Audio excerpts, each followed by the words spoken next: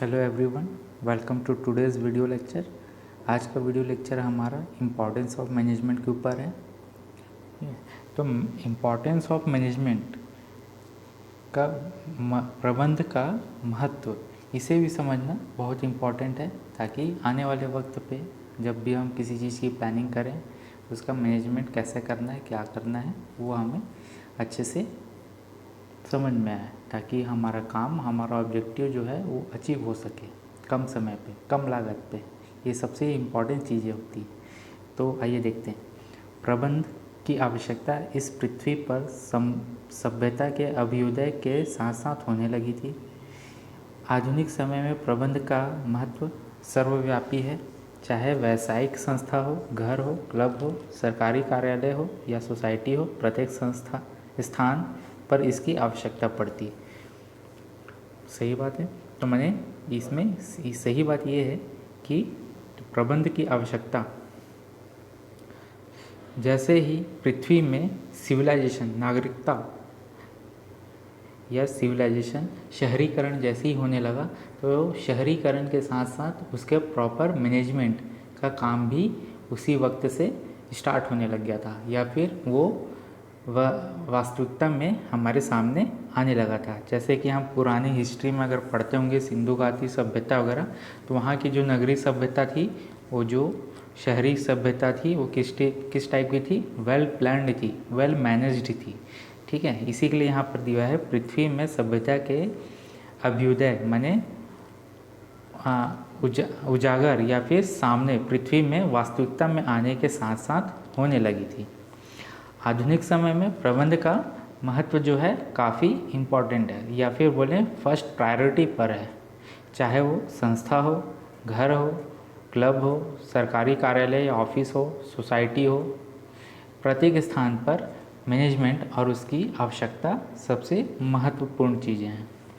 तो मैनेजमेंट के महत्व को निम्नलिखित पॉइंट्स में समझा जा सकता है। जो पहला है, संसाधनों का कुशलतम उपयोग। संसाधन माने रिसोर्सेस का एफिशिएंट उपयोग या application. Proper utilisation of resource बहुत इम्पॉर्टेंट होता है किसी भी मैनेजमेंट के कार्य को कंप्लीट करने के लिए, क्योंकि हमारे पास जो रिसोर्सेस हैं वो क्या हैं? सीमित हैं।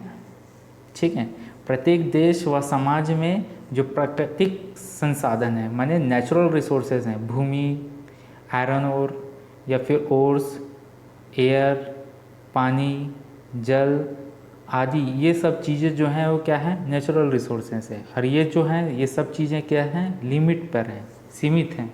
ठीक है, इसका प्रॉपर उपयोग करना हमारे लिए बहुत इम्पॉर्टेंट है। अगर हम व्यर्थ में ही इनका दुरुपयोग करेंगे तो हमारा ही नुकसान होगा। अगर आपके पास रॉ मटेरियल ही नहीं रहेगा या प्राकृतिक या नेचुरल रिसोर्सेज ही नहीं रहेंगे, तो आप उत्पादन क्या करेंगे? प्रोडक्ट क्या बनाएंगे? तो ये सबसे बड़ी इम्पॉर्टेंट चीज़ है। साथ ही साथ हमें ये चीज़ ध्यान भी देने वाली चीज़ें हैं कि प्राकृतिक संसाधन या फिर नेचुरल रिसोर्सेज जहाँ हैं, तो उनको उपयोग के लिए मनुष्य भी अपनी पूरी शक्ति लगा देता है, ताकि हम क्या कर सकें? उन रिसोर्सेज को प्रॉपर यूटिलाइज कर सकें। स्वतंत्र रूप में यह रिसोर्सेज अपने आप में कभी कुछ नहीं कर पाते। ठीक है, परंतु अगर स्किल्ड मैनेजमेंट के साथ या एफिशिएंट मैनेजमेंट के साथ अगर प्रॉपर डायरेक्शन में यह रिसोर्सेज अगर संगठित रूप में उत्पादक बन जाते हैं माने, या फिर अगर हम इसका प्रॉपर यूटिलाइज करके अगर हम यूज़फुल प्रोडक्ट अगर हम बनाते हैं, तो वो क्या करता है? मानवीय आवश्यकताओं को या बेसिक नेसेसिटी ऑफ ह्यूमंस के बेसिक नेसेसिटीज़ को क्या करता है? वो फुलफ़िल करता है, और साथ ही साथ उनकी लाइफ स्टैंडर्ड और उनके चीज़ों को उत्थान करते हुए या फिर उनके लेवल को बढ़ाते हुए, लिविंग ऑफ स्टैंडर्ड को बढ़ाते हुए राष्ट्र के रिसोर्सेज को भी क्या करता है? राष्ट्र के लिए भी आय का स्रोत बनता है, और हम प्रॉपर यूटिलाइजेशन करते हैं रिसोर्सेज की। इन सीमित साधनों के कुशलतम उपयोग द्वारा आवश्यकताओं की पूर्ति प्रबंध के द्वारा ही संभव होती है। कोई भी विचारधारा, कोई भी वाद, कोई भी राजनीतिक सिद्धांत उपलब्ध मानवीय अथवा भौतिक साधनों के उपयोग के न्यूनतम प्रयत्नों के अधिकतम उत्पादन प्राप्त नहीं कर सकता। यह तो केवल अच्छे प्रबंध द्वारा ही संभव है। जैसे मैंने पहले ही आपसे ये डिस्कस कर चुका है कि अगर वो कोई भी कार्य हो, चाहे वो राजनीतिक हो या घर का हो या ऑफिस का हो या कोई भी सामाजिक कार्य हो, जब तक हम उसे प्रॉपरली प्लान्ड नहीं करेंगे और जो हमारे पास अवेलेबल रिसोर्सेज है अगर हम उसका प्रॉपर यूटिलाइजेशन नहीं करेंगे, तो जब तक हम प्रॉपर यूटिलाइजेशन नहीं करेंगे रिसोर्सेज का, तो क्या होगा, हमारा रॉ मटेरियल जो हमारा रिसोर्सेस है वो वेस्ट हो जाएगा और हम जितना उत्पादन कर सकते थे या जितना प्रोडक्ट हम बना सकते थे वो प्रोडक्ट हमसे नहीं बन पाएगा और हमारा मटेरियल भी क्या हो जाएगा, वेस्ट हो जाएगा।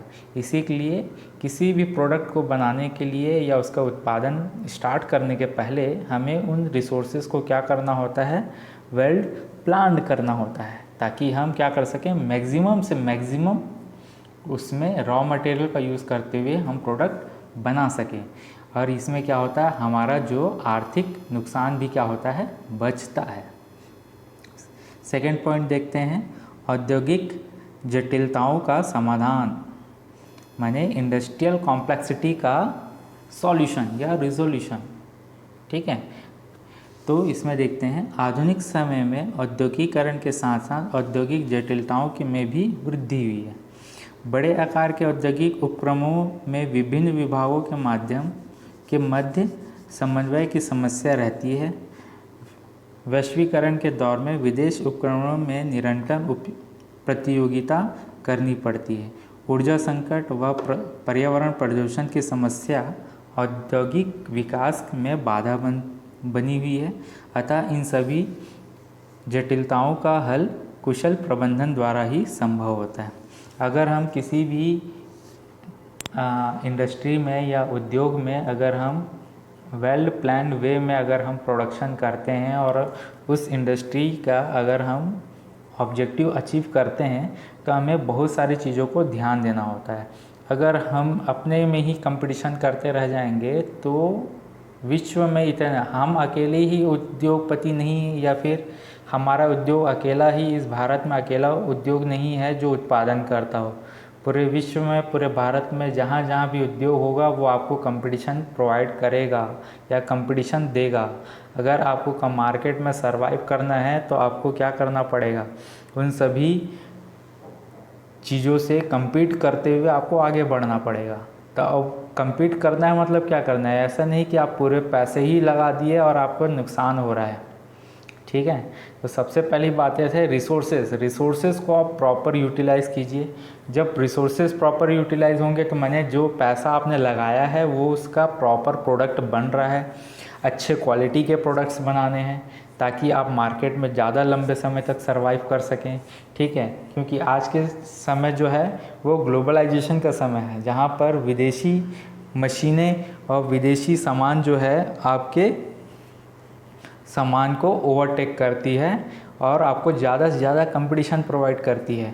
ठीक है, और साथ ही साथ हमें क्या करना है, ऊर्जा जैसे संकट माने पावर शॉर्टेज के प्रॉब्लम से भी बाहर आना है। और साथ ही साथ पर्यावरण में प्रदूषण जो होती है हमारे प्रोडक्शन से, जो इंडस्ट्रियल एरिया में जितने भी प्रोडक्शन होती है तो वहाँ पे कुछ ना कुछ इन्वायरमेंटल पॉल्यूशन होता है, उसे भी हमें क्या करना है, रिड्यूस करना है। ये नहीं कि हम अपने प्रोडक्शन को ही देखते जा रहे हैं और मुनाफे को देखते जा रहे हैं और बाकी पर्यावरण का नुकसान करते जा रहे हैं। अल्टीमेटली पर्यावरण ही आज के समय में इम्पॉर्टेंट है, जो क्या कर सकता है, हमें बचा सकता है, हमें नेचुरल रिसोर्सेज प्रोवाइड कर सकता है।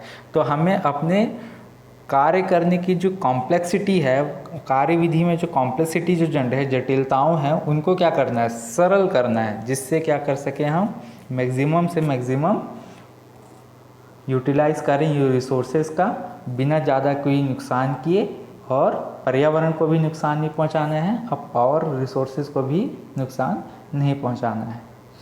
थर्ड पॉइंट जो है, गला काट प्रतियोगिता का सामना। गला काट माने क्या है, टाइट कंपटीशन। जैसे ही मैं सेकंड पॉइंट पे डिस्कस कर चुका हूँ, कंपटीशन बहुत ज़्यादा है। ठीक है, आप अकेले उद्योगपति नहीं हैं या फिर आपका जो प्रोडक्ट है वो अकेला आपका फैक्ट्री ही मैन्युफैक्चरिंग नहीं करता। यहाँ बहुत से प्लांट हैं, फैक्ट्रीज़ हैं, उद्योग हैं, ऑर्गेनाइजेशन हैं जो उस प्रोडक्ट को बनाते होंगे। ठीक है, उन सब से आपको compete करते हुए आपको आगे बढ़ना है। आपके अपने प्रोडक्ट के अलग पहचान प्रोवाइड करनी है मार्केट में, तभी आप सर्वाइव कर पाएंगे, आपका सामान बिकेगा। तो इसके लिए क्या है, आपको कंपटीशन में रहना ही होगा। आपको अपने बाकी जो यूनिट्स हैं उसे प्रॉफिट में लाना है, तो आपको कंपटीशन में सर्वाइव करना होगा, उनसे compete करना होगा, ताकि आप बेस्ट प्रोडक्ट आप दे सको। और साथ ही साथ आपको अपना इन्वेस्टमेंट वैल्यू भी क्या करना है, कम करना है, और ज़्यादा से ज़्यादा नए तकनीक का उपयोग करके आपको श्रेष्ठ उत्पादन प्रोवाइड करना है, माने बेस्ट प्रोडक्ट आपको प्रोवाइड करना है मॉडर्न टेक्निक्स और मॉडर्न मशीन्स का यूज़ करके, ताकि आप क्या कर सकें, आप अपने काम को सफलतापूर्वक संपूर्ण या पूर्ण कर सकें। ये सबसे इम्पोर्टेंट बात है। फोर्थ पॉइंट जो है वो है वृहद आकार के उपक्रम का कुशलतापूर्वक संचालन करना। वृहद आकार माने लार्ज साइज, ठीक है, के उपक्रम मतलब यूनिट्स या डिवाइसेस का कुशलतापूर्वक संचालन माने इफ़िशिएंटली या स्किल्डफुल संचालन मतलब ऑपरेशन। मतलब आपको टॉपिक के नाम से ही पता चल गया होगा, लार्ज साइज माने बड़े प्लांट, बड़े उद्योग, बड़े उद्योगपति जो अपने प्लांट्स लगाते हैं, फैक्ट्री लगाते हैं, अपने ऑर्गेनाइजेशन को सेटअप करते हैं, उनका कुशलतापूर्वक क्या करना है, संचालन करना आज के समय में बहुत इम्पॉर्टेंट है। आधुनिक समय में बाज़ार का क्या हो चुका है, वैश्वीकरण हो चुका है, मतलब ग्लोबलाइजेशन हो चुका है। आयात निर्यात आसान व सस्ते हो गए हैं, माने इंपोर्ट एक्सपोर्ट जो है काफ़ी इजी हो गया है और चीपेस्ट हो गया है, माने बहुत सस्ते हो गए हैं। तकनीकी ज्ञान का तीव्र विकास हो चुका है, माने टेक्निकल नॉलेज जो है आज के समय में काफ़ी इम्पॉर्टेंट है और सबसे ज़्यादा प्रायोरिटी भी दिया जाता है। अगर आपको बड़े आकार में या बड़े पैमाने पर अगर आपको प्रोडक्शन करना है तो आपको प्रॉफिट भी वैसा ही मिलेगा। साथ ही साथ आपको बाकी कंपनियों के साथ भी क्या करना है, compete करना है। आपको बेस्ट प्रोडक्ट आपको मार्केट में लॉन्च करने हैं। आज बड़ी कंपनियों में अनेक देशों में शाखाएं होती है और ख़ासकर ये बात भी देखा गया है कि बड़े बड़े देशों में जो प्लांट होते हैं, फैक्ट्री होती हैं, वो क्या करते हैं, अपने देश में तो बनाते ही हैं, निवेश करते ही हैं, अपना फैक्ट्री तो स्थापित करते हैं, साथ ही साथ क्या करते हैं, जैसे ही वो प्रॉफिट कमाने लगते हैं तो वो आसपास के या सबसे बड़े जो डेवलपिंग कंट्रीज़ होती हैं, ठीक है, तो वहाँ पर भी क्या करते हैं, वो पैसे इन्वेस्ट करना चालू कर देते हैं और अपने इंडस्ट्री को सेटअप करने लग जाते हैं, ताकि वो क्या कर सकें, वो जो क्वालिटी के जो प्रोडक्ट्स जो अपने देश में बेचते हैं वो इस देश में भी बेच सके। इसीलिए क्या करते हैं कि वो कंपटीशन को बढ़ाते हैं। ये एक हद तक फ़ायदा भी है और नुकसान भी है। फ़ायदा इसलिए क्या होता है क्योंकि हमें बड़े सस्ते दरों पे बहुत अच्छे अच्छे प्रोडक्ट्स मिलते हैं, कर्मचारियों को या आसपास के रहने वाले लोगों को रोज़गार तो मिलता है, लेकिन जो हमारे ही देश के जो उद्योगपति हैं या जो उद्योग हैं उन्हें क्या होता है, बेस्ट कंपटीशन भी मिलना चालू हो जाता है। तो संभवतः हमें ये कोशिश करना है कि हम अगर अपना फैक्ट्री स्थापित कर रहे हैं तो हमें कुशलतापूर्वक उसका संचालन और ऑपरेशन करना है। फिफ्थ पॉइंट है राष्ट्र का विकास। एक देश का तेज़ी से विकास तभी संभव होता है जब सीमित संसाधनों का कुशलतम व प्रभावी ढंग से उपयोग होता है। कुशल प्रबंधन इस कार्य को बखूबी अंजाम देता है। प्रबंध संसाधनों के कार्यकुशलता बढ़ाता है, उन्हें अधिक उत्पादक बनाता है, जिससे राष्ट्र का आर्थिक विकास संभव होता है।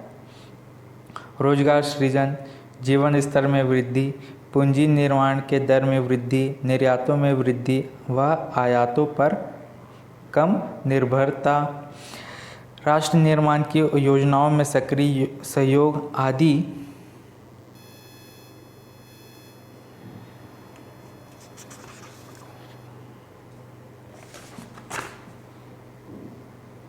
आदि कार्य कुशल प्रबंधन ही संपन्न करता है, जिससे राष्ट्र का तेज़ी से विकास होता है। ठीक है, तो राष्ट्र का विकास कैसे इम्पोर्टेंट होगा? अगर कहीं पर प्लांट लग रहा है, ठीक है, प्लांट लग रहा है, फैक्ट्री हो रहा है, तो क्या होगा, वहाँ रॉ मटेरियल आएगा, क्योंकि वो कुछ ना कुछ प्रोडक्ट बनाएगा।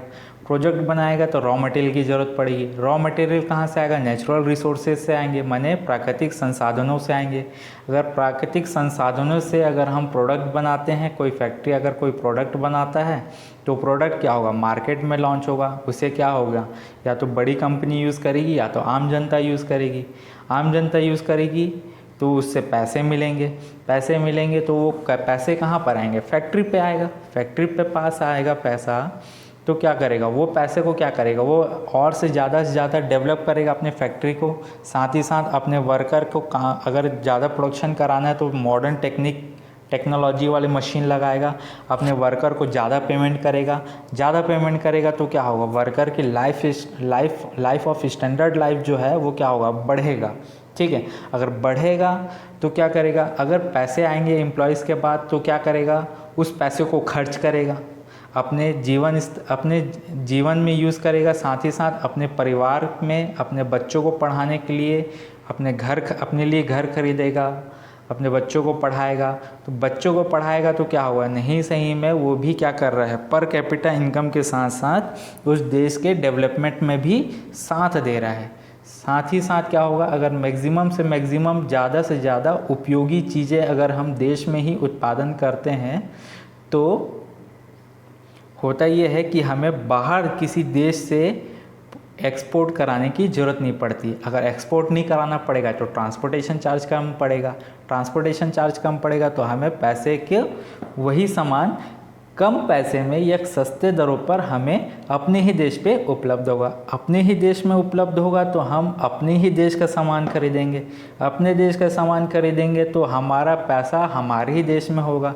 हमारे देश में जब पैसा सामान बिक्री होगा तो क्या करेगा, वो कंपनी वाला भी टैक्स पटाएगा, वो ख़रीदार भी टैक्स पटाएगा, वो हर प्रकार के जीएसटी जैसे टैक्स को पेड करेगा। और वो जीएसटी का पैसे कहाँ जाते हैं, देश के विकास में यूज़ होते हैं। तो ये सब चीज़ें क्या होती हैं, वापस से हमारे देश में ही क्या होता है, यूटिलाइज होता है। तो कहीं नहीं ये तो ये नहीं बोला सकता सर, लेकिन अगर वित्त का साइकिल अगर घूमने लगेगा तो पैसे खर्च होंगे, पूंजी निवेश होगा तो पूंजी खर्च भी होगा, पूंजी कमाएगा भी, और वो मार्केट में पैसा घूमने लगेगा। वो जो निवेश वाली जो पूंजी है वो मार्केट में जब घूमने लगती है तो विकास का पहिया भी क्या होता है, घूमने लगता है। ठीक है, तो उससे क्या होता है, जहाँ विकास का पहिया घूमने लगेगा तो क्या होगा, देश अपने ही विकास में इन्वेस्ट करता जाएगा और हमारा देश जो है वो प्रोग्रेस करेगा, डेवलप करेगा।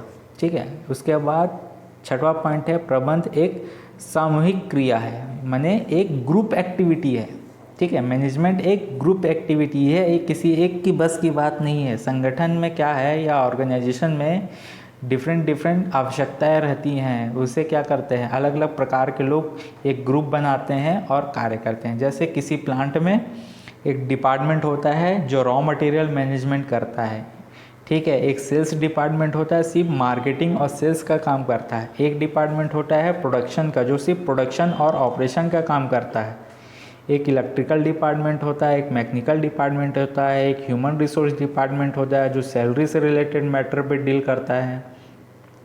ठीक है, तो ये कोई आदमी कर सकता है क्या? नहीं कर सकता। वो क्या करते हैं, अलग अलग जो इस फील्ड पे स्पेशलाइज्ड रहते हैं वो क्या करते हैं, अपना एक ग्रुप बनाते हैं और उनको डिपार्टमेंट सौंप दिया जाता है। वो आपस में मिलकर कंपनी और संगठन के ऑब्जेक्टिव को अचीव करते हैं।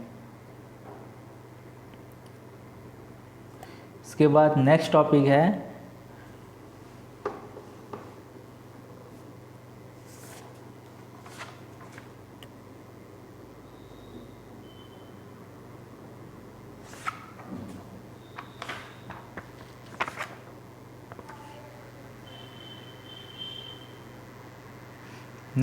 है तकनीक ज्ञान का सदुपयोग।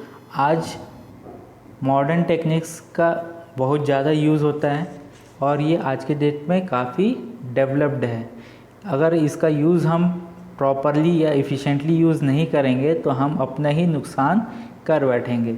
आज का दौर जो है कम समय पे कम लागत पे ज़्यादा मुनाफा कमाने वाला है। अगर हम समय के साथ अपने प्लांट का, अपने उद्योगों में नए नए मशीन्स नहीं लगाएंगे तो हम घाटे पे जाते जाएंगे और एक समय ऐसा आएगा कि प्लांट बंद हो जाएगा। ठीक है, तो हमें क्या करना होता है, हमें मार्केट पे हमेशा सर्वे करते रहना है कि कौन से नए मशीन्स आए हैं, कौन से नए आविष्कार हुए हैं जो हमारे व्यावसायिक उपयोग या उत्पादकता को क्या कर सके, वो सस्ते दरों पर क्या कर सके, मार्केट पे उपलब्ध करा सके। उसके बाद है व्यवस्थित प्रयत्न संभव।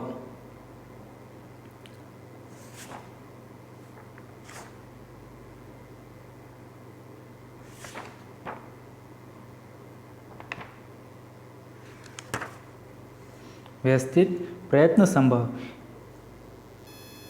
किसी भी यूनिट में विभिन्न फंडामेंटल बेसिस पे या फिर क्वालिफिकेशंस के आधार पर लोगों को कार्य करते हैं। इन कर्मचारियों की विभिन्नताएं होने के कारण उनके कार्य संपादन की शैली भी अलग अलग होती है। इससे व्यवसाय में अव्यवस्था फैलने की संभावना रहती है, परंतु कुशल प्रबंधन इन परिस्थितियों का नियंत्रण करके सभी कर्मचारियों के प्रयत्नों को एक दिशा तथा समान उद्देश्य की ओर लगा देता है। अगर कोई उद्योग है, कोई प्लांट है, तो वहाँ पर क्या होता है, हम कर्मचारियों को नियुक्त करते हैं, उनकी भर्ती करते हैं। सबसे पहले जब भर्ती करते हैं तो हम उनके क्वालिफ़िकेशंस और उसकी पृष्ठभूमि माने उसके बैकग्राउंड को चेक करते हुए हम क्या करते हैं, उनको अपने प्लांट पे रखते हैं। ठीक है, अगर जिस व्यक्ति की हमारे प्लांट में ज़रूरत ही नहीं है तो उसे हम क्यों रखेंगे।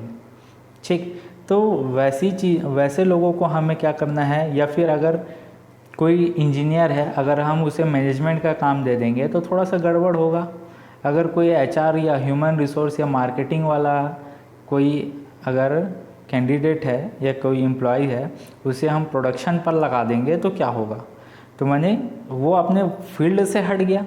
तो अगर हम उसका अगर प्रॉपर यूटिलाइजेशन करना है तो हमें उसकी क्वालिफ़िकेशन, एजुकेशनल क्वालिफ़िकेशन और बेस, फंडामेंटल बेस के बेसिस पे हमें क्या करना होगा, उसे अपने कंपनी पे एम्प्लॉय देना पड़ेगा या फिर हमें उसे इंगेज करवाना होगा अपने उद्योगों के काम में, ताकि वो क्या कर सके, अपना नॉलेज, अपनी स्किल, अपने टेक्निक्स को यूज़ करके किसी भी उद्योग को प्रॉफिट दे सके।